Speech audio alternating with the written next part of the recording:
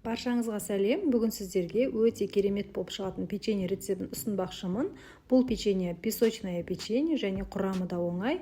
Жасалу жолын толық видеодан көре аласыздар. Печеньелерімізді жасауға кірісеміз. Ол үшін ыдысымызға сұйық майымызды және жұмыртқаның белогын, бөлме температурасында еріп тұрған 82,5% сары майды және де жүгері крахмалын және осы қоспамыздың үстіне қант ұнтағын, яғни сахарная пудраны және қопсытқышты саламыз.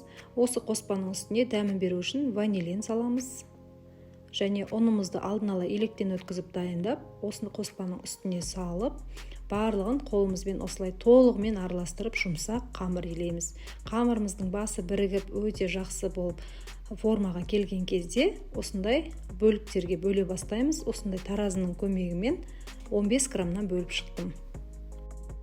Қамырымызды толықтай өстіп бірдей форма беріп жасап алғаннан кейін пісіретін табамызға тіземіз.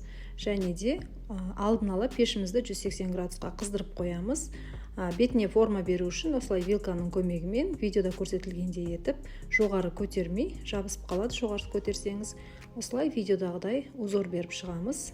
Және мен түстерін өзгерту үшін какаодан аздап және екінші бөлігіне одан да көбірек салып осылай 3 түрлі печенье жасадым. Дайын болған печеньеларымызды 180 градуста 15-20 минутта пісіріп аламыз. Осымен біздің печеньеларымыз дайын болды. Көріп тұрғандарыңыздай әдемі көтерілді және жақсы болып пісіп шықты. Және осы піскеннен кейін ыстықтай қант ұнтағына аунатып аламыз. Егер өте қатты тәтті болғанын қаламасаңыз, қант ұнтағына аунатпасаңыз да болады. Мен жартысын осылай қантқа салып алдым. Және жартысын қантсыз бердім. Қантсыз да өте дәмді болып шықты. Көріп тұрғандарыңыздай өте үгілмелі және де ауызға салғанда шайнаудың да қажеті жоқ. Ауызда еріп кететін печенье дайын болды.